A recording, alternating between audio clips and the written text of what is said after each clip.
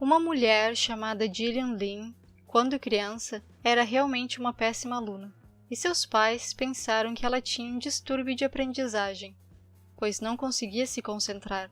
Estava sempre inquieta. Hoje em dia, diriam que ela tinha hiperatividade, e talvez lhe dessem medicação para acalmá-la. Mas isso era na década de 1930. Então levaram ela a um especialista, e ele, depois de conversar com a mãe, ligou o rádio e observou Gillian, que começou a mover-se conforme a música. O médico então disse: "Sua filha não está doente. Ela é uma dançarina.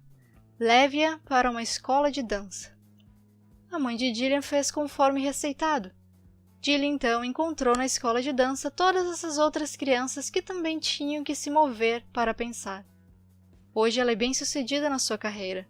Tem sua própria escola de dança, é coreógrafa e trabalhou nos musicais Cats e Fantasma da Ópera, e é multimilionária. Essa história demonstra um cenário não muito comum nos dias de hoje, mas nos ajuda a refletir sobre o impacto que a nossa infância tem na nossa vida adulta. As crianças têm capacidades realmente extraordinárias. Elas não têm medo de estar errado, e, portanto, mantêm um espaço reservado para serem criativas.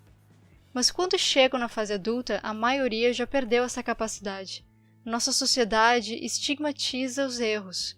Uma coisa é certa: se você não estiver preparado para estar errado, nunca encontrará algo original. Picasso disse uma vez que todas as crianças nascem artistas, e que o problema é conseguir permanecer um artista quando crescemos, pois somos treinados a errar menos e menos e, portanto, tentar menos coisas novas, o que acaba por matar a criatividade. Não importa onde você vá, o sistema educacional tem a mesma hierarquia de disciplinas.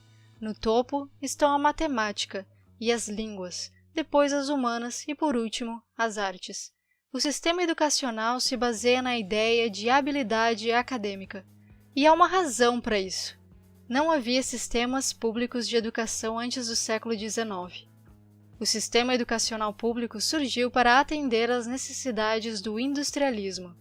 Assim, a hierarquia das disciplinas foi enraizada em duas ideias. A primeira, de que as disciplinas mais úteis para o trabalho estão no topo.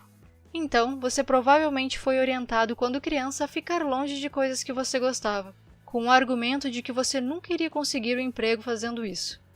E a segunda é a capacidade acadêmica, que realmente domina a nossa visão sobre a inteligência. Se você pensar nisso, todo o sistema de educação pública é um processo prolongado com o intuito de entrar na universidade. E a consequência é que muitas pessoas altamente talentosas, brilhantes e criativas pensam que não são, porque as coisas que elas eram boas quando criança não foram valorizadas. No passado, ter um diploma significava sucesso e garantia de emprego. Hoje em dia, não vale muita coisa, e você precisa continuar os estudos fazendo um mestrado, um doutorado ou outra pós-graduação. É um processo de inflação acadêmica que indica que toda a estrutura da educação está mudando sob nossos pés. Precisamos repensar radicalmente nossa visão sobre a inteligência, pois ela não pode ser mensurável através de notas escolares, já que existem inúmeros tipos e todos nós pensamos de maneira diferente, seja através da visão, do som ou do toque, ou em termos abstratos ou em movimentos. E você, o que pensa sobre o nosso atual sistema educacional? Curta o vídeo e não se esqueça de se inscrever no canal e deixar um comentário sobre a sua opinião. Até a próxima!